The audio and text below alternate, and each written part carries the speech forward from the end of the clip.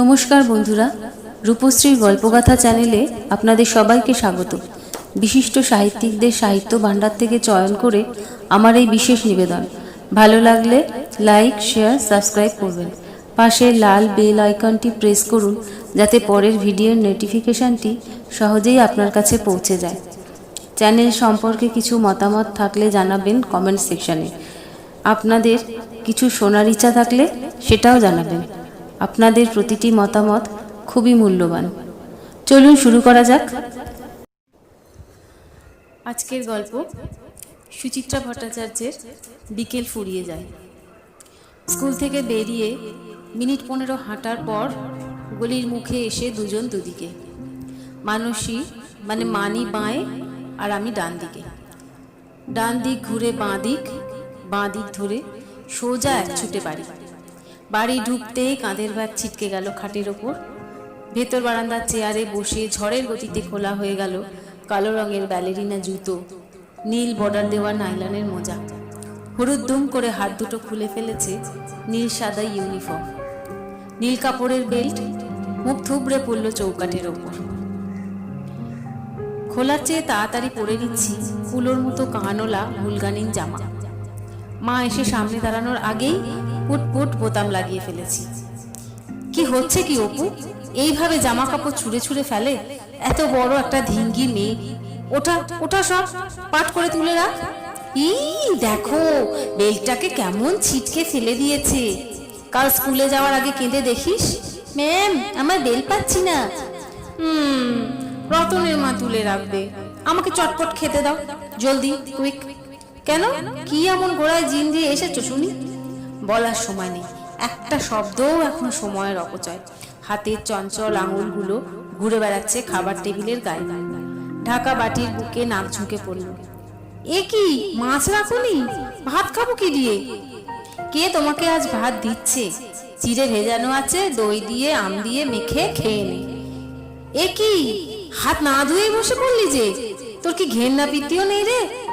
যা আগে হাত মুখ ধুয়ে যা বলছি। ধমক খেয়ে দম বন্ধ করে দৌড় চানের ঘরে। হাতে পায়ে মুখে এলো পাতারি জল ছিটোতে মায়ের গলা শুনতে পাচ্ছি। এখনো এত কিসের খেলার নেশা? বড় হয়ে গেছো, এবার ছুটোছুটি লাফালাফি বন্ধ করো। মেয়েরা বড় হয়ে গেলে এভাবে আর ট্যাং ট্যাং করে নেচে বেড়ায় না। লোকে কি বলবে? উফ, আজকাল সারাক্ষণ ওই এক কথা, বড় হয়েছো। মা যে কি না, বড় হয়েছি বলে কি সব সময় ঘরে বন্দি থাকতে হবে না? কই, দাদার বেলায় তো কখনো বলতে শুনি না। নাকি ছেলেরা বড় হয় না? মেয়েদের বেলাতেই শুধু যত রাজ্যের সীমাটা না, শরীরে ভাঙচুর, নিয়ম করে লজ্জাজনক কষ্ট পাওয়া, ভাল লাগে না? বিশ্রী। এভাবে মেয়েদেরই কেন শুধু দাগ টেনে বড় করে দেওয়া হয়? খাবার টেবিলে ফিরে আসার পরও মায়ের এক ঘেয়ে সুর কানের কাছে। আগেকার দিনে 12-13 বছর বয়সে মেয়েদের বিয়ে হয়ে যেত, শ্বশুরবাড়ি গিয়ে সব ঘর কন্যা করতো। আর আমার এই ধিঙ্গি মেয়েটাকে দেখো, রোজকার সুর এক কানের পর্দা ভেদ করে অন্য কান দিয়ে বেরিয়ে যাচ্ছে। চিড়েটা খাওয়া মুখে দই আম গিলছি। আজ একটু লুচি করতে পারোনি? হ্যাঁ, রোজ রোজ লুচি। কোনো কাজে হাত লাগানোর নাম নেই, শুধু লম্বা লম্বা হুকুম। আমি রাটি পিছনের উঠোনে ছুঁড়ে দিয়ে উঠে দাঁড়ালাম। বাঁ হাতে বালতি থেকে আঁজলা করে জল নিয়ে ধুয়ে নিচ্ছি ডান হাতটা। ভিজে হাতেই দৌড়। এতক্ষণে নিশ্চয়ই পিছনের গলিতে চক দিয়ে দাগ পড়ে গেছে। এক্ষুনি শুরু হয়ে যাবে আমাদের লম্বি ধস্যি খেলা। আমি কি আজও শেষে পৌঁছবো? কখনো না। মায়ের চিৎকার তাড়া করে চলেছে পিছনে, একটা কথাও কানে তোলা হয় না। সাপের 5 পা দেখেছো না? আসুক আজ তোর বাবা, তোমার হবে। কথাগুলো ফুসমন্তরে উড়ে গেল পাড়ার বাতাসে। প্রায় প্রতিদিনই এইভাবেই শুরু হতো আমার 13 বছরের বিকেল। পড়াশোনা, স্কুল, আবার পড়াশোনার ফাঁকে এইটুকু একরত্তি নিঃশ্বাস নেওয়ার সময়। একেবারে নিজের মতো করে বুক ভর্তি শ্বাস টানা। এর মধ্যেই বড়জোর কোনোদিন অদল বদল হতো খাওয়ার মেনুতে অথবা খেলায়। বড়জোর মায়ের গলার সুর বদলে যেত মালকোস থেকে দরবারিতে, কাফি থেকে ইমনে, ঝিঝির থেকে খামবাজে। তবে ব্যাপারটা ছিল মোটামুটি এইরকমই। বিকেল মানেই গাঢ় হলুদ রং, বিকেল মানেই সোনার পিরিচে সূর্যের আলো ঠিক রচ্ছে, বিকেল মানেই মোড়ের জামরুল গাছের পাতাগুলো হলুদ মেখে কাঁপছে এলোমেলো। এক কোট থেকে আর এক কোটে লাফ দিয়ে চলে যাচ্ছি। লম্বা দাগের শেষ প্রান্তে পৌঁছে ডাক চাচ্ছি, লম্বি।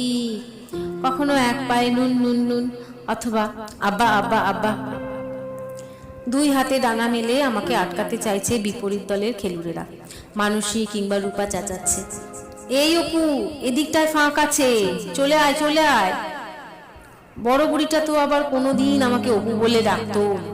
অপরাজিতাও না, কি যে খালি চি দিয়ে কথা বলার অভ্যেস ছিল বড় বুড়ির। ডাকতে গেলেই চিয় চিপু, নয়তো চিয় চিপ, চিরা চিজি চিদা। উফ বাপরে, পারতেও বটে। এমন একটা লম্বা নামে আমিও দিব্যি সাড়া দিয়েছি। তখন আসলে নাম নয়, ডাকও নয়, চোখ বুজে শুধু শেষ ঘরে পৌঁছানোর দিকে মন, যেন ওই ঘরটাতেই লুকিয়ে আছে আমার প্রাণ ভমরা।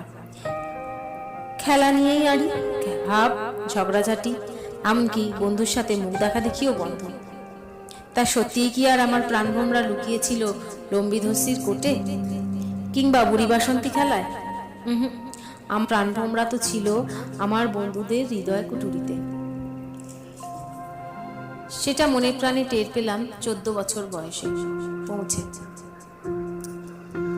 স্কুলে আমরা 4 জন খুব বন্ধু সেই সময়, আমি, মানসী, দীপিকা আর অর্চনা। নিথুরি মানসী কাছেই থাকে, সে আমার পাড়ারও বন্ধু। দীপিকা অর্চনা দূরে দূরে, দীপিকা ভবানীপুর, অর্চনা রাসবিহারী। তো একদিন হলো কি, ক্লাস 8-এর হাফ ইয়ারলি পরীক্ষার আগে হঠাৎ কথা নেই বাচ্চা নেই পর 5 দিন স্কুলে এলো না দীপিকা। আমরা ভেবে আকুল, শেষে ঠিক করলাম ওর বাড়িতেই খোঁজ করতে যাব। বিকেলবেলা 3 জনে মিলে ট্রামে তো উঠে পড়লাম। ঠিকঠাক নামলামও যদুবাবু স্টপে। তারপর কাছে ঠিকানা নেই, আগে মাত্র একবারই গেছি ওদের বাড়ি, তবু খুঁজে খুঁজে শেষে বার করা গেল। পুরনো দোতলা বাড়ি, বাইরের প্লাস্টার খসা, কালচে শ্যাওলার দাগ প্রাচীন বাড়ির সত্যি। দোতলার ঝুল বারান্দায় নকশা করা কাঠের রেলিং, দরজা জানলাগুলোর মাথায় অর্ধবৃত্তাকারে লাল সবুজ কাঁচ বসানো। কাঠের প্রকাণ্ড সদর দরজার এপারে কয়েক সেকেন্ডের জন্য দাঁড়িয়ে পড়লাম 3 জন। ভরা বিকেলেও কেমন যেন থমথম করছে চারদিক। কে জানে বাবা, এই বাড়িটাই তো, দেখাই যাক না। সাহস করে মানসী আগে দরজা ঠেলল। অমনি সিংহদুয়ার খুলে গিয়ে সামনে এক শ্যাওলা ধরা উঠোন, উঠোনের মাঝখানে মানুষ সমান এক চৌবাচ্চা, পাশ দিয়ে লোহার রেলিং দেওয়া সিঁড়ি দোতলায় উঠে গেছে। ডাকবো কি ডাকবো না করেও অর্চনা ডেকে ফেলেছে, দীপিকা। গোটা বাড়ি ভুতুরে রকমের স্তব্ধ। বার 2 ডাকার পর দোতলায় হুট করে একটা শব্দ। নিচ থেকেই সোজা দেখতে পাচ্ছি কালচে সবুজ দরজা খুলে গেছে। বাদামি লুঙ্গি আর স্যান্ডো গেঞ্জি পরা একজন বেরিয়ে এলো। গায়ের রং তার ফ্যাকাশে রকমের ফর্সা, অনেকটা চুনের দেওয়ালের মতো। মাথা জোড়া টাক, চোখের তলায় কালশিটে রঙের কালি। মানসী কনুই দিয়ে কোমরে খোঁচা দিল। দীপিকার বাবা। আগে কোনোদিন দীপিকার বাবাকে দেখিনি। গুটি গুটি পায়ে আমি আগে সিঁড়ি দিয়ে উঠে গিয়ে প্রণাম করে ফেললাম। আমরা দীপিকার বন্ধু। দীপিকার বাবা হাসলো না, গম্ভীর গলায় বলল, তো? আমরা ভয় পেয়ে গেলাম। দীপিকা বাড়ি নেই কেন? না মানে ও কদিন ধরে স্কুলে যাচ্ছে না তো, আজ যাবে না। আমরা পরস্পর মুখ চাচাই করছি, এ আবার কি কথা? দীপিকার বাবা কি পাগল নাকি? অর্চনা সাহস করে জিজ্ঞাসা করে ফেলল, কেন মেসেমশাই? কেন আবার কি? পড়তে পাঠাবো না তাই? লেখাপড়া শিখে মেয়ে ছেলেদের আর দিগ্গজ হয়ে কাজ নেই। তোমরা আর ওর খোঁজ করতে আসবে না। ভদ্রলোকের কথায় এমন একটা ঝাঁজ ছিল যার তোরে আমরা হুড়মুড়িয়ে সিঁড়ি বেয়ে নিচে নেমে গেছি। চলে যাওয়ার জন্য উঠোনও পেরিয়েছি। হঠাৎ দোতলার কোনো ঘর থেকে ছিটকে এসেছে দীপিকা। এই অপু, মানি, অর্চনা, তোরা যাস না প্লিজ, দাঁড়া। সঙ্গে সঙ্গে পুরুষ কণ্ঠের হুঙ্কার, খবরদার খুকু, এক পাও বেরোবে না। কেন বেরোবো না? নিশ্চয়ই বেরোবো। আমি স্কুলে যাব, পড়াশোনা করব। দীপিকার পরনে আধমহল্লা স্কার্ট ব্লাউজ, চোখ মুখ ঝোলা ঝোলা, চুল দেখে মনে হচ্ছে বেশ কদিন চান করেনি। আমরা থমকে দাঁড়িয়ে পড়লাম। দীপিকার বাবা দীপিকার হাত চেপে ধরল। আমি তোমাকে বেরোতে বারণ করেছি প্রভু, যাও ঘরে যাও। দীপিকা জোর করে হাত ছাড়াতে গেল, অমনি গালে সপাটে এক জ্বর। আমাদের সামনেই ঘাড় ধরে হেঁচড়াতে হেঁচড়াতে দীপিকাকে ঢুকিয়ে দেওয়া হলো ঘরে, দিয়েই দরজায় শিকল। কি হলো, তোমরা এখনো দাঁড়িয়ে আছো কেন? দীপিকার সঙ্গে দেখা হবে না, যাও। অর্চনা আর্তনাদ করে উঠল, ওকে আপনি এইভাবে মারলেন? দীপিকার বাবা কোনো উত্তর দিল না, একই রকম কড়া চোখে তাকিয়ে রইল আমাদের দিকে। আমরা বেরিয়ে এলাম। রাস্তায় এসে ওর মুখের দিকে তাকাচ্ছি। কেসটা কি বলতো, কেমন যেন মিস্টিরিয়াস না? আবার কি কথা, পড়তে দেব না কেন? কেন ঘরে আটকে রাখবে? ওর মাকেও তো দেখলাম না, মা কিছু বলছে না বাবাকে? অর্চনা বলল, অন্য কোনো গন্ডগোল হয়ে থাকতে পারে, দীপিকা কারোর সঙ্গে প্রেম টেম করছে নাকি, সেটাই জানতে পেরে। দূর, ওর লাভার থাকলে আমরা জানতে পারতাম না? তাহলে দেখ, ওর বাবা হয়তো কোনো মালদার অশিক্ষিত বনেদি পাত্র টাত্র জোগাড় করে ফেলেছে, ও হয়তো বিয়ে করবে না বলে জেদ ধরেছে। তাই আমরা তিনজনই মোটামুটি শেষ সম্ভাবনার ব্যাপারে একমত হলাম। আবার মনটাও যেন খুঁতখুত করতে লাগলো। এইরকমও হয়? একবার মনে হলো হতেও তো পারে। এই তো সেদিন বি সেকশনের ভারতী 15 ডুব মেরে আচমকা এক মাথা সিঁদুর নিয়ে ভেসে উঠল স্কুলে। কি হাসি খুশি ভাব ভাব, কথায় কথায় গড়িয়ে পড়ছে বন্ধুদের গায়ে, শাঁখা চুরিতে ঝমঝম আওয়াজ তুলে অসভ্য গল্প করছে নিজের সম্পর্কেই। সে যাই হোক, ভারতীর কথা ভাবতে একটু ইচ্ছা করছিল না আমাদের। দীপিকার কথা ভেবেই সোনালি সুন্দর বিকেলটা কেমন পাংশুটে মেরে গেছে। একটা একদম অচেনা যন্ত্রণা আমাদের বিকেলের ফুসফুসটাকে নিংড়ে নিচ্ছে। এক বুক মন খারাপ আমাদের।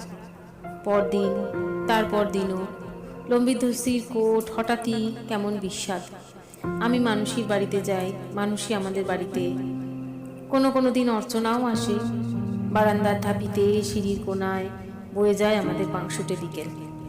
সবাইকে চমকে দিয়ে হাফ ইয়ারলি পরীক্ষার দিন আচমকা হাজির দীপিকা।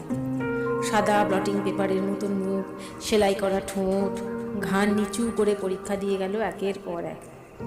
আমরা কথা বলতে গেলেও শুধু জানলার বাইরে তাকিয়ে থাকে। পরীক্ষা শেষ হলো। আমরা তিনজন গোলা পায়রা হয়ে উঠতে উঠতে বাড়ির কাছে হতশ্রী পার্কটায় গিয়ে বসলাম। প্রচুর কথা জমেছে বুকে, প্রচুর। ঠিক তখনই দীপিকা আমাদের খুঁজে বার করেছে পার্কটাতে। আমরা হতবাক। দীপিকা আমাদের পাশে বসে অন্যমনস্কভাবে ঘাস ছিঁড়ে দাঁত দিয়ে কাটল কিছুক্ষণ। কিছু বুঝি বলতে চাইছে না। এক সময় দুম করে অর্চনাকে জড়িয়ে ধরে হাউ হাউ করে কেঁদে উঠল। ওরকম বুক ফাটা কান্না আমার আর কোনো বন্ধুকে কোনোদিন দেখিনি কাঁদতে। কখন যেন অর্চনাও কাঁদতে শুরু করেছে। মানুষইও, দেখা দেখি আমিও। কেন কাঁদছি না জেনে অবিরাম কেঁদে চলেছি আমরা। তারই মধ্যে হিচকি তুলতে তুলতে দীপিকা বলল, তোরা শুনলে আমার গায়ে থুতু দিবি, কিন্তু তোদের ছাড়া আর কাদেরই বা বলবো। আমার আর বাঁচতে ইচ্ছা করছে না। আমাদের কান্না ফুরোলো। কেন রে, কি হয়েছে আমাদের খুলে বল। তুই মরতে যাবি কেন, আমরা আছি না। দীপিকার ভারী ভারী চোখ স্থির কয়েক পলকের জন্য। জানিস, আমার মা পালিয়ে গেছিল। মা পালিয়ে গেছিল? বাক্যটার অর্থ ঠিকঠাক বুঝতে পারলাম না। আমার কাছে তখনও মা হলো গিয়ে মা। সামান্য ছুতোনাতায় যে কান ডলবে, চুলের মুঠি ধরবে, বক বক করে নাড়িয়ে দেবে কানের পোকা, যত সব অপ্রিয় কুখাদ্য খেতে বাধ্য করবে আমাদের, আর সুযোগ পেলেই বাবার কাছে 3কে 7 করে বকুনি খাওয়ানোর চেষ্টা করবে। পুজোর সময় 2 সাইজ বড় জামা কিনে তাই পরতে বাধ্য করবে। কচ্চিৎ কখনো দাদাকে লুকিয়ে ফুচকা আলু কাবলির পয়সা দেবে আমাকে। সেই মা কি কখনো পালাতে পারে? বললাম, ভাট, কি বলছিস তুই? মা কালীর দিব্যি, সত্যি মা পালিয়েছিল রবিন কাকার সঙ্গে। রবিন কাকাটাকে? ও, তোদেরকে তো রবিন কাকার কথা বলিনি। রবিন কাকা বাবার খুব ভালো বন্ধু, ভীষণ সুন্দর দেখতে, দারুণ জমিয়ে গল্প করতে পারেন। গুড ফ্রাইডের আগের দিন সন্ধেবেলা মা আর রবিন কাকা কিসব কিনতে বেরিয়েছিল, তারপর আর ফেরে না। বাবা বারবার বাস রাস্তায় যাচ্ছে আর আসছে। মাঝরাত্রে রবিন কাকার বাড়িতেও গিয়ে খুঁজে এলো। নীলা কাকিমা মানে রবিন কাকার বউ বাচ্চা কোলে কাঁদতে কাঁদতে সে রাতে আমাদের বাড়িতে চলে এসেছে। বাবা রাত ভরি অবিরাম গজরাচ্ছে। সে কি খারাপ খারাপ গালাগাল, আছড়ে আছড়ে সব জিনিসপত্র ভাঙছে আর লাল চোখে তাকাচ্ছে আমার দিকে। কাল থেকে যদি বাড়ির বাইরে পা রাখিস কেটে আদিগঙ্গায় ভাসিয়ে দেবো। ভোর হতেই কাকিমাকে নিয়ে নালিশ করতে থানায় ছুট। তোরা যেদিন এলি সেদিনই থানা থেকে পুলিশ এসেছিল বাড়িতে। খোঁজ খবর করে নাকি জেনেছে মাকে আর রবিন কাকাকে হাওড়া স্টেশন থেকে ট্রেনে উঠতে দেখা গেছে। তারপরই বাবার আবার নতুন করে আসপালো। শুনতে শুনতে কাঁটা দিচ্ছিল সর্বাঙ্গে। নিজের বাবা মা চোখের সামনে দুলে উঠছে, দুলে দুলে ভেঙে যাচ্ছে, যেভাবে পাথর পড়ে ছায়া ভাঙে শান্ত দিঘির জলে। তারপর তো হরফিয়ালি পরীক্ষার 4 দিন আগে মা নিজেই এসে উপস্থিত, যেন কিছুই হয়নি, যেন জাস্ট পাশের বাড়ি থেকে বেরিয়ে ফিরল। মাকে দেখেই বাবা সে কি মেজাজ, এমন চুটপাট শুরু করলো যে মজা দেখতে বাড়ি ভর্তি লোক জমা হয়ে গেল। ভাবলেই আমার বলতে বলতে আবার কেঁদে ফেলেছে দীপিকা। আমরা ওর মাথায় পিঠে হাত বোলাচ্ছিলাম, ও কেঁপে কেঁপে উঠছিল কান্নার দমকে। আমি মরে যাব, আমি মরে যাব, আমি মরে যাব। মানুষই নিচু স্বরে জিজ্ঞাসা করলো, আর তোর মা? মা কি বলল? মা তো বাবার থেকেও বেশি চেঁচাচ্ছিল। বলল, বেশ করেছি, গেছি, আমার যেখানে ইচ্ছে যাব, যখন খুশি ফিরব। তুমি কৈফত চাও কি? মদো মাতালের সঙ্গে ঘর করি, পুরুষ মানুষ হয়ে 1 পয়সা রোজগার করার মুরদ নেই। তোর বাবা মদ খায়? খায় না, আবার প্রায় তো রাত্রে চুর হয়ে ফেরে।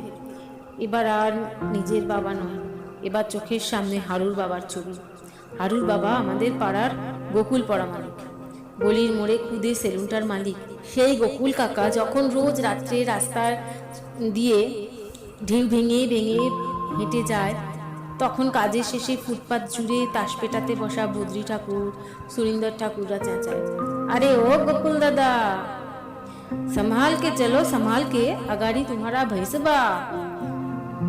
গোকুল কাকা সঙ্গে সঙ্গে গর্জে ওঠে, ছুটতে থাকে খিস্তি ফোয়ারা। ও শালা আমায় ভইস দেখায় রে, আমি কি কারুর মায়ের ভাতারের পয়সায় মার খাই? ভইস দিয়ে গোকুলোর সঙ্গে চালাকি করবে না। হ্যাঁ, বলতে বলতে সোজা নেমে যায় পাশের নর্দমায়, 1 হাঁটু পাকে। সেখান থেকেও চলে তার গালাগালির পিচকারি।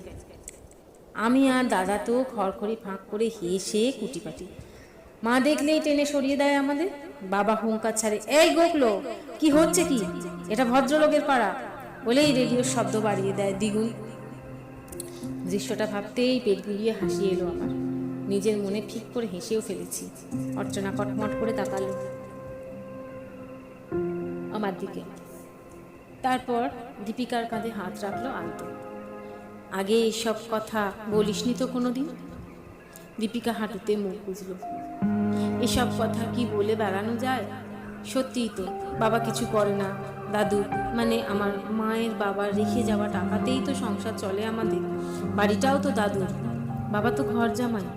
ঘর জামাই শব্দটাও হট করে কানে বেজেছে। তখনও জানতাম ঘর জামাই শব্দটা প্রায় একটা গালাগাল। নিজের শব্দকোষে গালাগালির সংখ্যা তখন বড়ই অপ্রতুল।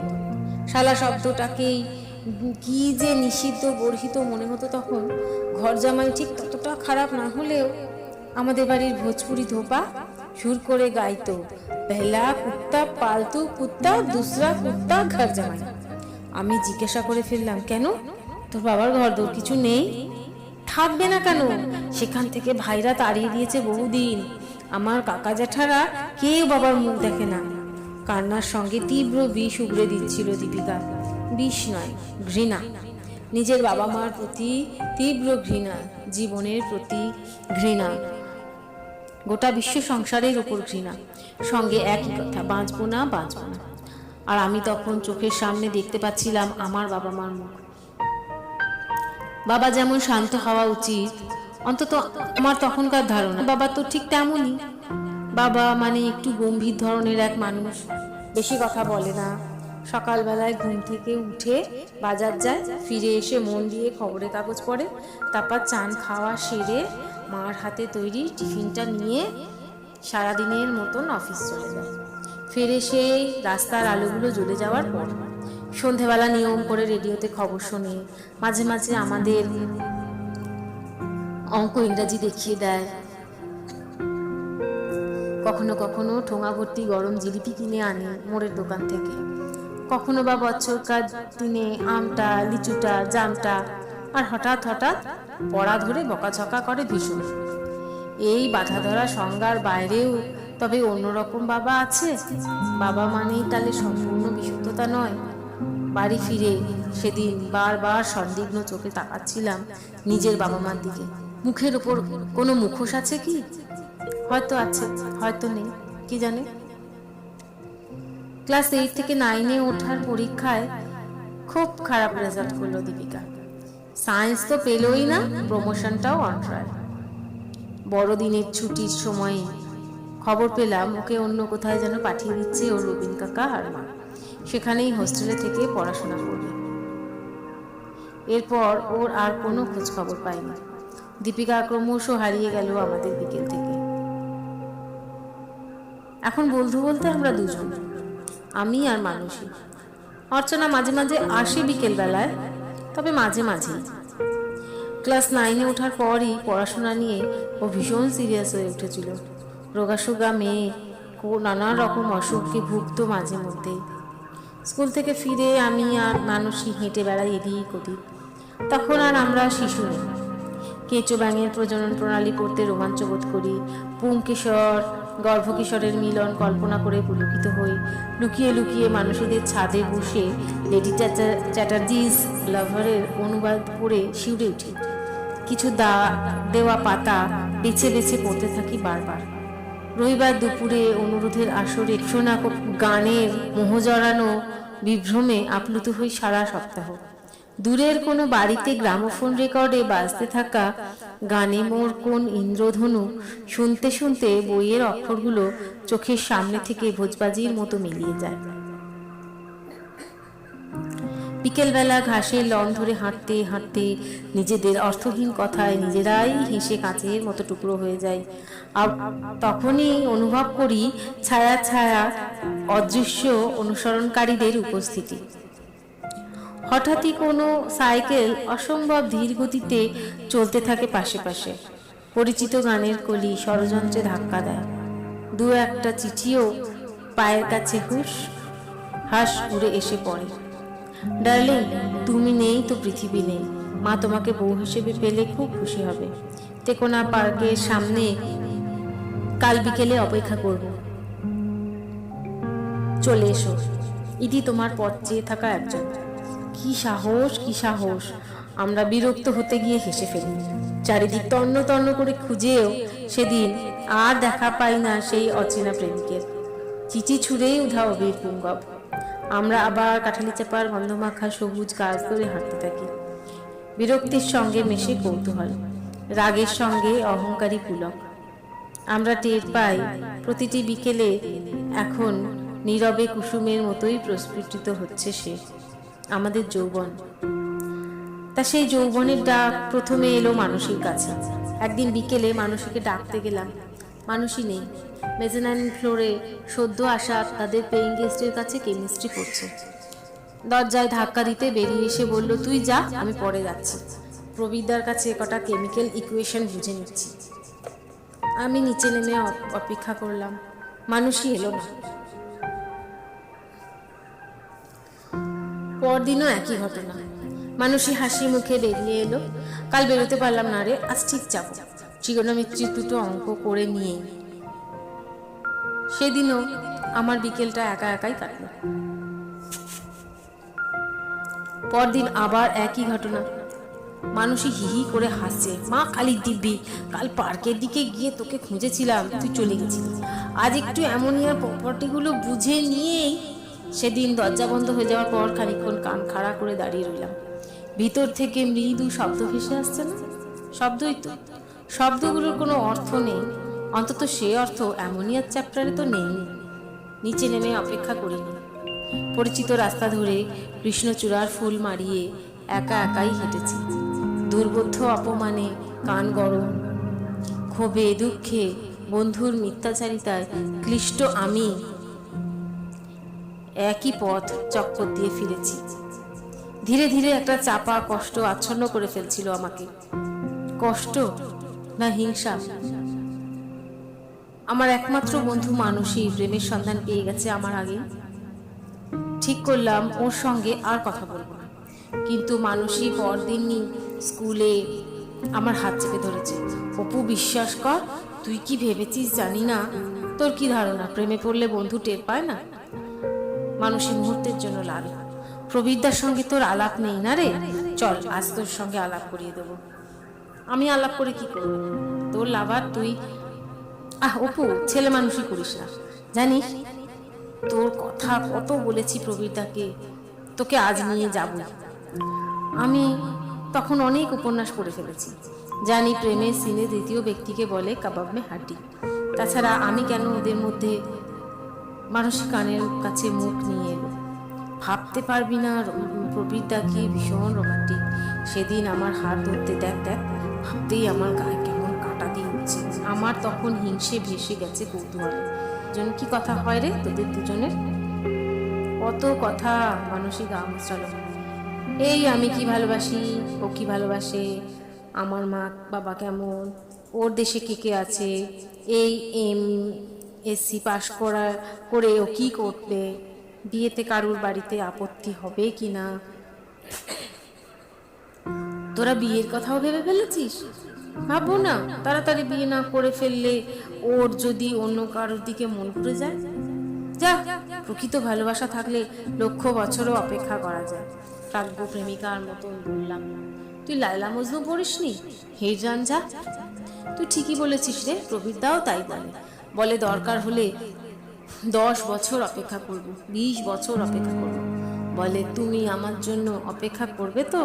মা কালীর দিব্যি, আমারও তো ধৈর্য নেই রে। মানসীর কথা ভঙ্গিতে এসে গড়িয়ে পড়ছিলাম আমি। কোনো রকমে বললাম, বালিকা রুহুম ধৈর্য, রুহুম ধৈর্য। একদিন বিকেলে অর্চনার বাড়ি থেকে একটা বই নিয়ে ফিরে দেখি মানসী আমার বাড়িতে বসে দিব্যি তেঁতুলের আচার খাচ্ছে। আমাকে দেখে চোখে আঙুলে ঠোঁটে এক রহস্যময় ইঙ্গিত করে বলল, কিরে কাল যাচ্ছিস তো? কোথায়? কেন, তুই কাল স্কুল থেকে যাচ্ছিস না বেনহুর দেখতে? স্কুলে টাকা জমা করিসনি? ভীষণ চমকেছি। মানসীর কথা মার কানে গেছে। মা আমাকে জিজ্ঞেস করলো, তুই তো বলিসনি বাড়িতে এসে? মানসীর রহস্যময় ইঙ্গিত ততক্ষণে বুঝে গেছি। বললাম, সে তো কাল টাকা দিলেও হবে। আমি ভেবেছিলাম আজ তোমাদের জিজ্ঞাসা করে। দাদা ভেতরে বারান্দায় বসে জলখাবার খাচ্ছিল। সদ্য তখন ফার্স্ট ইয়ারে পড়ছে। বারান্দা থেকেই চেঁচিয়ে উঠল, যা যা দেখে আয়, যে একটা চ্যারিয়ট রেস আছে না। রাস্তায় এসে মানসীকে বললাম, ব্যাপার কি রে, গুলমাল্লি কেন? মানসী আমার কাঁধ জড়িয়ে ধরল। মা কালীর দিব্যি, প্রবীরদা এমন করে তোর সঙ্গে আলাপ করতে চাইলো। ইস, চাইলেই হলো, আমি আলাপ করলে তো। প্লিজ অপু, ও 3টে টিকিট কেটে ফেলেছে জংলির, শাম্মী কাপুর আর সায়রা বানু। স্কুল থেকে বেরোবি কি করে? কাল আমি স্কুলে যাচ্ছি না। তুই টিফিনের সময় পেট ব্যথা কিছু বলে। মিথ্যে কথা বলতে কি যে বুক ডিপ করছিল স্কুলে। হলে পৌঁছেও মনে হলো জন অরণ্যের প্রতিটি মানুষ যেন আমার ভীষণ পরিচিত।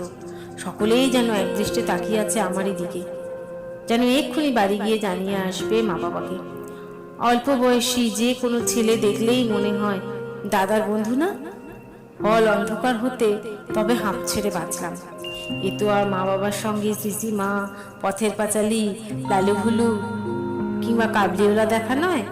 এ হলো সবচেয়ে প্রাণের বন্ধু আর তার প্রেমিকের সঙ্গে বসে প্রায় নিষিদ্ধ এক হিন্দি সিনেমা দেখা, যার এক বর্ণ ভাষাও আমার বোধগম্য নয়।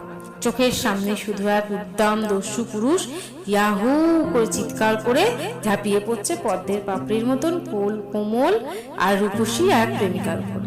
বরফের দৃশ্য দেখতে দেখতে আমারই যেন গায়ে জ্বর এসে গেল। প্রতি পলে পাশে বসা প্রেমিক যুগলের ফিসফিসানিও কানে আসছে। অন্ধকারেও টের পাচ্ছি মানসী শরীরকে বেগ দিয়ে আছে প্রবীরদার বলিষ্ঠ হাত। শোয়ের আগে আলাপ হয়েছিল প্রবীরদার সঙ্গে, হাফ টাইমে দু একটা টুকটাক কথা। পর্দায় যখন বুনো প্রেম শেষ হলো তখন আর ভয় সংকোচ নেই। মুখে আমার কথার ফই ফুটছে। তারপর মশাই, এই যে আমাকে পাপের ভাগী করলে তার শাস্তিটা পাবে কে? প্রেমিক প্রেমিকার মাঝে ঈশ্বরও থাকতে ভয় পায়। আমি তো নেহাতি এক ফচকে শয়তান। কি করে যে বলেছিলাম ওইসব কথা, তা যাই হোক, হল থেকে বেরিয়েই আমি আর মানসী আলাদা, প্রবীরদা আলাদা। বাসে উঠে প্রবীরদার দূরের সিটে সম্পূর্ণ অন্যমনস্ক মুখ এক অচেনা তরুণ। পাড়ায় এসে উত্তেজনায় ফেটে পড়েছিল মানসী। এই অপু, বল না কেমন লাগলো প্রবীরদাকে? গম্ভীর বিচারকের মুখ করে রায় দিলাম, মন্দ নয়, বেশ কুইটি, তোর টেস্ট আছে। মানসী বিশাল লম্বা শ্বাস ফেলল। যাক, আমার যা ভাবনা হচ্ছিল। সময়ের মনে সময় এগোয়। বর্ষা, শরৎ, হেমন্ত ফুরিয়ে শীত এসেছে। অ্যানুয়াল পরীক্ষা চলাকালীন বারান্দায় দাঁড়িয়ে রাস্তার পাড়ার জুনিয়র মেয়েদের খেলা দেখছি। সেদিন অঙ্ক পরীক্ষা ছিল। ট্রিগোনোমেট্রিটা ভালো হয়নি, সেজন্য মনটাও বেশ খারাপ। পরদিন বায়োলজি পরীক্ষার জন্য পড়তে বসার তেমন উৎসাহ পাচ্ছি না। এমন সময় মানসী এলো। তার চোখ মুখও কেমন আনলো না। আমারই পাশে দাঁড়িয়ে খেলা দেখছে, অথচ কোনো কিছুই যেন দেখছে না। কদিন ধরে যেন ওর কিরকম ছাড়া ছাড়া ভাব। প্রায় বিকেলে কোথাও না কোথাও অভিসারে নিপাত্তা হয়ে যায়। পুজোর কদিন একটি সন্ধ্যাতেও ওর টিকি দেখা যায়নি। একদিন জিজ্ঞাসা করেছিলাম, খুব সাহস বেড়েছে দেখছি, মাসিমা যদি জানতে পারে? তুই কি ভাবছিস মা কিছুই আন্দাজ করে না? প্রবীরদাকে মারও খুব পছন্দ হবে নাই বা কেন বল? ব্রাইট স্টুডেন্ট, এত সুন্দর চেহারা, ভালো ফ্যামিলি, দেশে কত জমি জমা ঘরবাড়ি, তাই তোর এত সাহস? আজ বেলুর, দক্ষিণেশ্বর, কাল সিনেমা, পশুলেক, খুব চালাচ্ছিস। এখনো কি শুধু হাত ধরাধরি নাকি একটু এগিয়েছে? যা, প্রচন্ড জোরে চিমটি কাটল মানসী। তুই বড় ফাজিল হয়েছিস। বলতে বলতে গলা নামিয়েছে। কিস করেছে। মিস মার্পেলের মতন ওর চোখের দিকে তাকিয়েছি আমি। কেমন লাগে রে? টক টক, মিষ্টি মিষ্টি, ভীষণ ভালো। ও বলে বোঝানো যায় না। তোর হোক, তুই বুঝতে পারবি। স্বর্গসুখ রে, স্বর্গসুখ। প্রবীরদার সঙ্গে এর মধ্যে দুই একবার দেখা হয়েছিল এদিক ওদিক। হেসে কথাও বলেছি এক আধটা, ভালোই লেগেছে। হিংসে তখন অতীত। মনের গভীরে ওদের প্রেম অনুক্ষণ এক গোপন আনন্দের উৎস হয়ে উঠেছে আমার। কিভাবে ওদের প্রেম পূর্ণতা পাবে তাই নিয়ে ভাবি দিনরাত। যেন ওদের প্রেমের সার্থকতাতে আমারও কিছুটা অংশীদারি রয়ে গেছে। পাশে দাঁড়ানো মানসীকে জিজ্ঞেস করলাম, কি রে মানি, পরীক্ষার সময়তেও ধ্যান চলছে? মানসীর মাথা জানালো, না, কালকের বায়োলজির কথা ভাবছি। বাজে বকিস না, তোর নাকটানা দেখেই আমি বুঝতে পারি সত্যি হয়েছে কিনা। প্রবীরদার সঙ্গে ঝগড়া করেছিস? শীতের শুকনো পত্র পুষ্পবিহীন কৃষ্ণচূড়া গাছের দিকে তাকিয়ে ছিল মানসী। হুট করে আমার হাত চেপে ধরেছে। ও কেমন বদলে যাচ্ছে রে অপু। কেন, কি বলেছে তোকে? বলবে আবার কি? 2-4 মিনিট কথা বলেই আমাকে আজকাল কাটাতে চায়। বেরোতে বললে পড়াশোনার ছোট দেখায়। বারে, পড়াশোনা করবে না? রেজাল্ট ভালো হলে তো তোরই লাভ। সেও তো তোরই জন্য। আমার জন্য না হাতি। মেয়েদের চোখ ঠিক বুঝতে পারে। তুই একবার ওর সঙ্গে কথা বলবি? আমি আমি কি বলবো? সদ্য পড়া উপন্যাস উগড়ে দিলাম মানুষকে। দেখ মানি, প্রেম হলো এক ধরনের সাধনা, ব্রত। দুজন নারী পুরুষের মধ্যে চিরন্তন সম্পর্কের ইমারত গড়ে ওঠার শক্ত ভিত। প্রবীরদাকে তো দেখেছি, মিথ্যে ভাবিস না। প্রবীরদা খুবই ভালোবাসে তোকে। মানসী হঠাৎ কেঁপে গেল। থাক, তোকে আর লেকচার মারতে হবে না। যদি কোনোদিন মরে যাই, আমি ওর মুখ চেপে ধরলাম। তুই তো লাইলাকেও হার মানালি রে। অল রাইট, কাল পরীক্ষা শেষ হোক, ধরছি প্রবীরদাকে। মানসীর ঘ্যানঘ্যানানি এড়াতে না পেরে শেষ পর্যন্ত এক বিকেলে গেলাম প্রবীরদার ঘরে।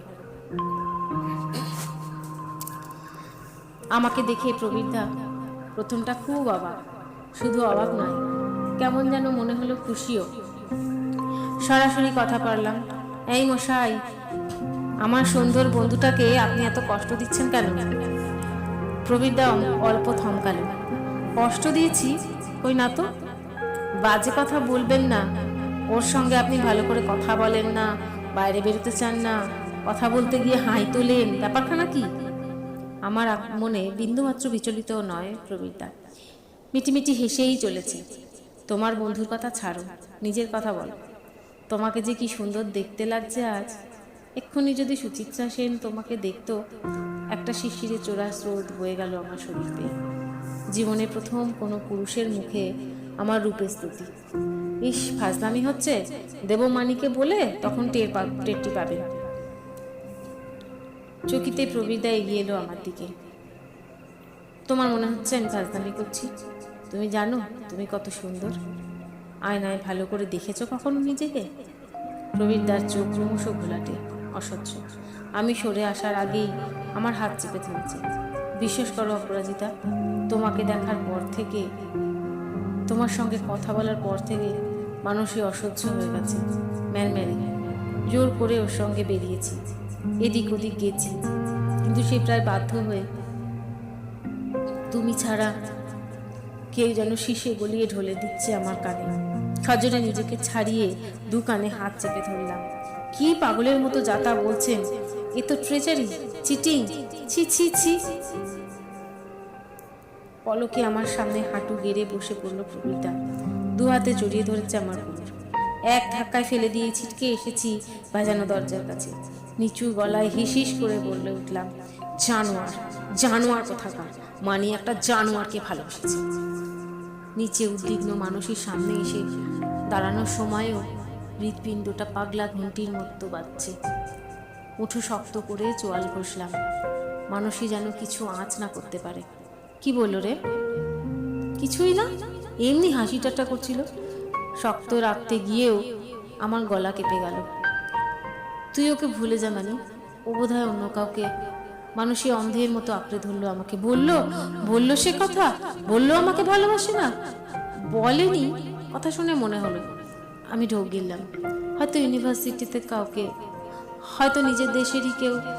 মানুষই এক ছুটে দোতলা সিঁড়ির কাছে গিয়ে ধপ করে মাটিতে বসে পড়ল। দু হাঁটুতে মুখ বুজে ভেঙে পড়েছে শব্দহীন কান্নায়। কান্না দমকে ফুলে ফুলে উঠছে। আমারও চোখ ফেটে যাচ্ছিল। নিজেকে প্রাণপণে সামলানোর চেষ্টা করছি। কাঁদিস না মানি, একটা নোংরা বাজে লোকের জন্য তুই কাঁদবি কেন? ও তোর মতো মেয়ের কান্নার যোগ্য নয়। বলতে গিয়ে বমি এসে যাচ্ছে আমার। তখনও যেন আমার শরীরটাকে চাঁদছে ওই পুরুষ নেকড়েটা। না, নেকড়ে নয়, শেয়াল। এই তবে প্রেম? ঘেন্না ঘেন্না ঘেন্না। এরপর বেশ কিছুদিন কেমন যেন সব থম মেরে গিয়েছিলাম আমরা। মানুষই তো পুরোপুরি বিধ্বস্ত, মানসিকভাবে, শারীরিকভাবেও। নিয়ম মতো স্কুলে যায়। একদিন বিকেলবেলা জোর করে ওকে টেনে বার করি। কখনো নিজেই বাড়িতে বসে থাকি চুপচাপ। চোখে জমে থাকে বিষাদের বরফ। তবে সময় তো সম্মোহনের মন্ত্রমাখা একমুখী ধাবমান তীর। সেই সম্মোহনেই বিষাদ মুছে যায়, নিরাময় হয় শোকের ক্ষত। সেই সম্মোহনেই প্রথম পুরুষের দেওয়া অপমান ভুলি আমরা। আবার নতুন করে হাঁটতে শুরু করি হোলির বিকেলে। ঘুমন্ত রিক্সাওয়ালাগুলোর কাঁধের গামছা চুরি করে হাসিতেই গড়ি পড়ি। পাড়ার ছোট মেয়েদের সঙ্গে ডাক বাসন্তী খেলায় মেতে উঠি। আর একার দিন দাদার কাছে বাধ্য ছাত্রীর মতো বসে আলজাবরা করি দুজনে। আমরা দুজনেই ঠিক করেছি হায়ার সেকেন্ডারির পর ডাক্তারি পড়ব। হাজার হাজার রুগী আসবে আমাদের কাছে, তাদের কাছে আমরাই ঈশ্বর। ভাবলেই কি যে শিহরণ জাগে। তার জন্য অবশ্য ভালো রেজাল্ট করা দরকার। অর্চনার চিন্তা নেই, ও যা ভালো, ডাক্তারিতে চান্স পাবে। তবে ইদানিং মেয়েটা একটা বিশ্রী মাথার যন্ত্রণায় মাঝে মাঝে কষ্ট পাচ্ছে। 11-এ ওঠার পর থেকে তো প্রায়ই কামাই করছে। প্রিটেস্টের আগে পাক্কা 20 দিন দেখা নেই। এখন আর অর্চনার সঙ্গে তেমন যোগাযোগ না থাকলেও পুরনো একটা টান তো আছেই। সেই টানেই আমি আর মানুষই ওকে দেখতে গেলাম। অর্চনাদের বাড়িটা আগে একতলা ছিল, এখন 2তলা 3তলা উঠে গেছে। লোহার ব্যবসায় অর্চনার বাবা জ্যাঠার নাকি এখন দারুণ রমরমা। বাড়ির সামনে বেশ খানিকটা জায়গা জুড়ে সুন্দর বাগান, বাগানের ঠিক মাঝখানে একটা গন্ধরাজ ফুলের গাছ। সাজানো বাগানের মাঝে আলটক্কা গাছ কেমন যেন বেমানান। অর্চনা দোতলার ঘরে শুয়েছিল, আমাদের দেখে উঠে বসেছে। খুব রোগা হয়ে গেছে কদিনে, চোখের তলায় নীলচে ছোপ। ক্ষীণ স্বরে ডাকলো, আয়, এতদিন পর খোঁজ নিতে এলি। মানসী বলল, রোজই ভাবি আসবো, হয়ে ওঠে না রে, এত পড়ার চাপ। আমি ঢোক গিললাম, শুধুই কি পড়ার চাপ? যোগাযোগের অসুবিধা নাকি অন্য কারণও আছে? নিজেদের তৈরি করা জগতে ডুবে আমি আর মানুষ একটু স্বার্থ সচেতন হয়ে যায়নি কি? নিজেদের নিয়েই নিজেরা মগ্ন আছি। দীপিকার কথাও তো আজকাল মনে পড়ে না আমাদের। অপরাধ মুখে প্রশ্ন করলাম, এখন কেমন আছিস? অর্চনার মা ঘরেই ছিল, করুণ মুখে বলে উঠল, এখন না, এত ডাক্তার দেখানো হলো, এবার আর মাথা ব্যথাটা কিছুতেই যেতে চাইছে না। হঠাৎ হঠাৎ বেড়ে যায়, তখন কি যে হয়ে যায় ওর।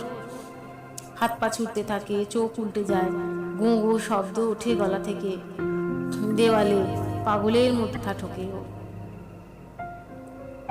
ডাক্তারবাবুরা কি বলছেন? এক এক ডাক্তারের এক এক মত। মাথার ছবিও তো তোলা হলো, কিছুই পাওয়া গেল না। কেউ বলছে নার্ভের দোষ, কেউ বলছে ব্রেনে কোথাও কিছু হয়েছে। অর্চনার মা দীর্ঘশ্বাস ফেলল। কি যে হলো! অর্চনা চোখ বুজে ফেলল, ঠোঁট দুটো কেমন সাদাটে হয়ে গেছে। কাঁপা গলায় বলল, কবে যে আবার স্কুলে যেতে পারবো? মানসী বলল, ওষুধ পড়েছে তো, দেখ না, 2-4 দিনের মধ্যেই হয়তো ভালো হয়ে উঠবি। আমাদের কথাবার্তার মাঝে অর্চনা জেঠিমা আমাদের জন্য সিঙ্গারা মিষ্টি নিয়ে এসেছেন। অর্চনার মার মতন এর কপালেও এক ঢ্যাবড়া সিঁদুর, সিথি জবজবে লাল। ঘরেও এরা খুব দামি দামি তাঁতের শাড়ি পরেন। অর্চনার জেঠিমার চেহারা বেশ দশাসুর। অর্চনার মার মতন রোগাসোগা ছোটোখাটো নয়, চোখ দুটো জগদ্ধাত্রী ঠাকুরের মতন বড় বড় টানা টানা। তিনি বললেন, আর গুচ্ছের ওষুধ খাইয়ে কাজ নেই। ডাক্তারদের কেরামতি বোঝা গেছে, পশু গুরুদেব এসে পড়ছেন, তার ছোঁয়াতেই অনু আমাদের সেরে উঠবে। রাস্তায় এসে মানুষকে বললাম, কি হয়েছে? ডাক্তাররা ধরতে পারছে না কেন বলতো? কি জানে, ডাক্তাররা তো আর ধর্মান্তরী নয়, অনেক অশিক্ষিত আছে, ধরা পড়ে না। বড় বড় ডাক্তাররাও, তার মানে ডাক্তার হলেও আমরা অনেক রোগ ধরতে পারবো না, রুগী মরে যাবে। মানসী হেসে বলল, আগে থেকে এত ঘাবড়াচ্ছিস কেন? হয়তো ওরা যাদের দেখিয়েছে তারা ধরতে পারেনি, বিজ্ঞান এখন অনেক উন্নতি করেছে, কত সব জটিল রোগের ওষুধ বেরিয়ে গেছে। আমি বললাম, তাছাড়াও মাথার উপর ভগবান আছেন, অর্চনাকে ভগবানই ঠিক ভালো করে দেবেন। মানুষই অল্প উত্তেজিত হলো, ওষুধ না খাওয়ালে ভগবানের বাবারও সাধ্য নেই ওকে ভালো করার। শুনলি না ওর জেঠিমা কি বলল? দূর, ওটা কথার কথা। নিজের ছেলে মেয়েকে কেউ ওষুধ না খাইয়ে থাকতে পারে? দেখ, হয়তো গুরুদেবী কিছু ওষুধ বিষুধ জানেন, তার ওষুধেই হয়তো ভালো হয়ে যাবে অর্চনা। তখনও আমাদের মনে এরকমই অনেক সাদামাটা সরল বিশ্বাস, জীবনের প্রতি, মানুষের প্রতি, ঈশ্বরের প্রতি।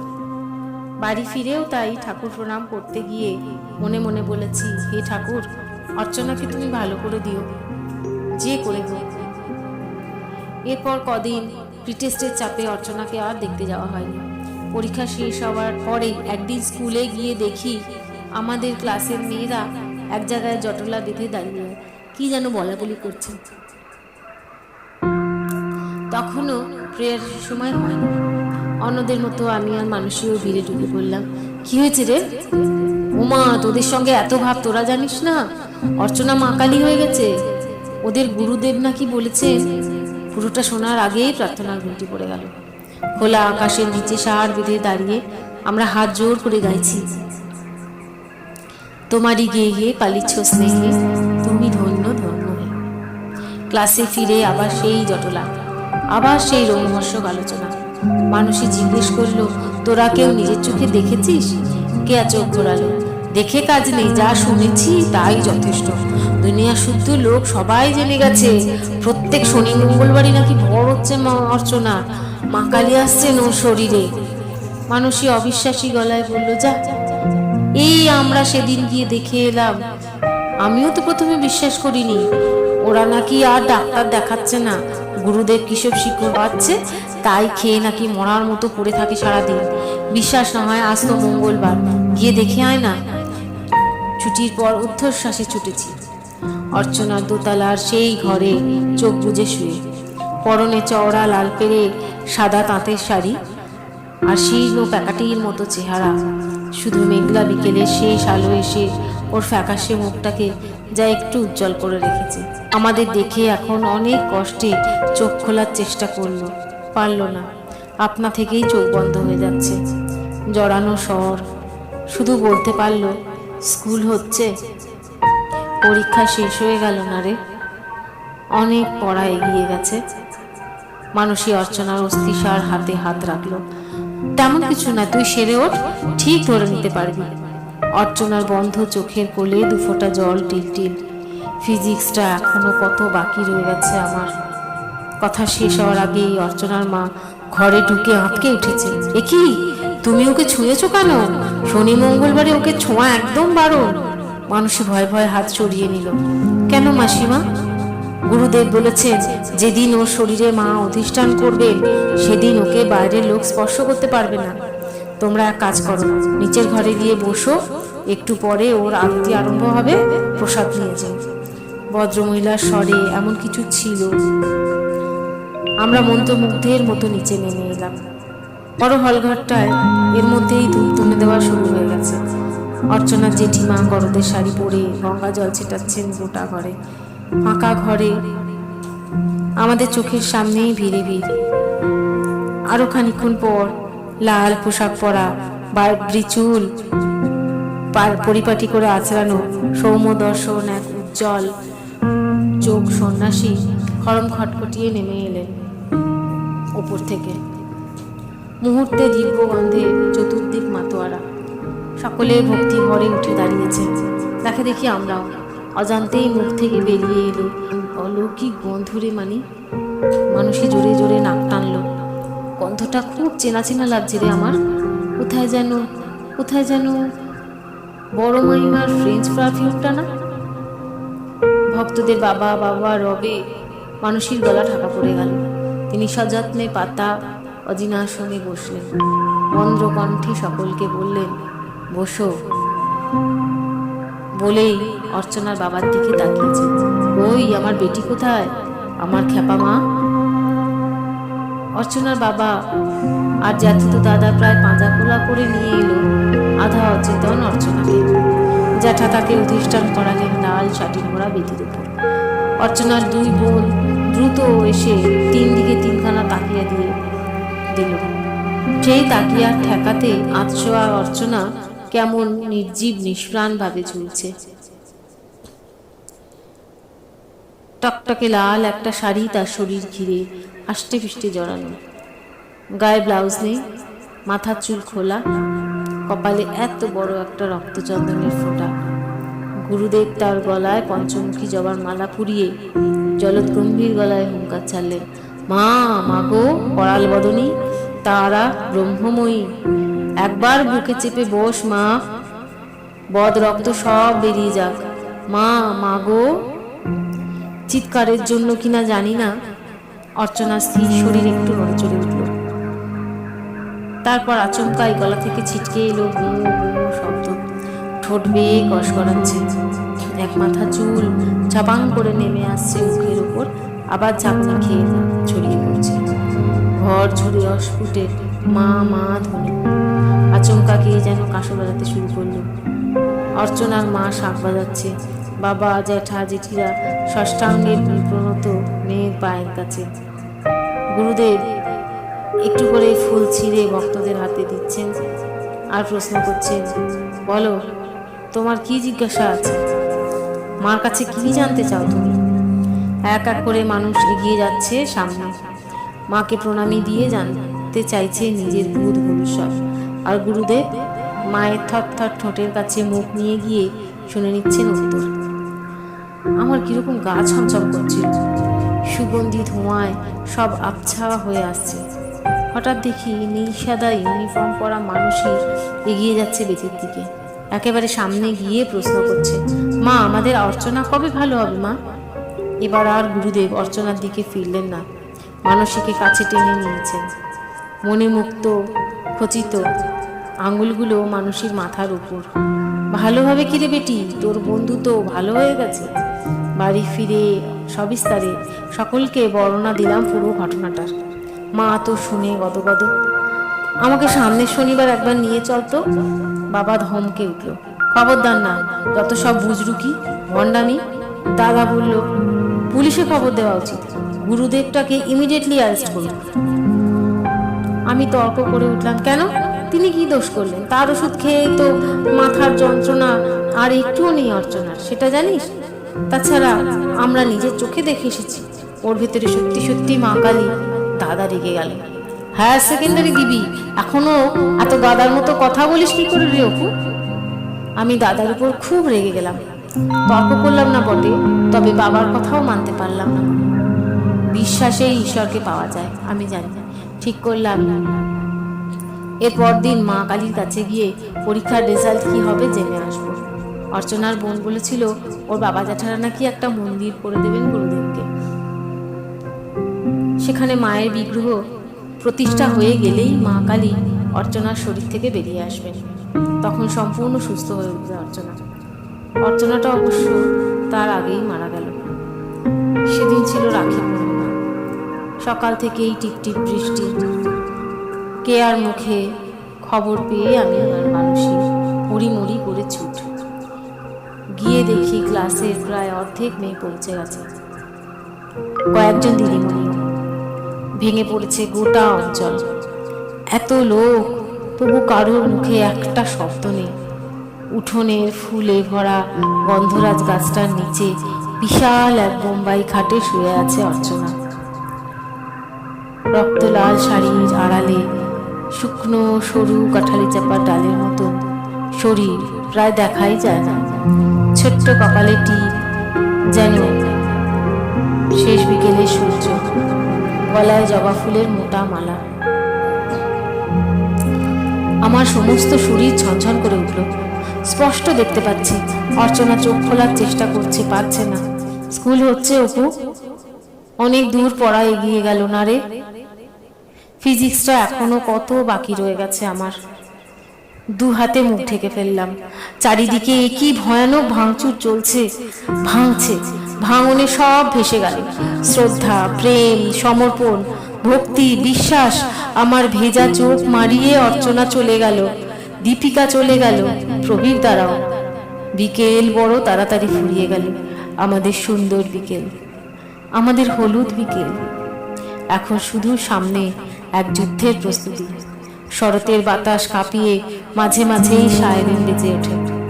Air raid, all clear, air raid. ছদ্ম মহড়ায় স্কুলে খোঁড়া ট্রেন চেয়ে অথবা বালির বস্তার আড়ালে লুকোই আমরা। সন্ধে হতেই রাস্তার বাতিগুলো মুখ ঢাকে কালো ঠুলিতে।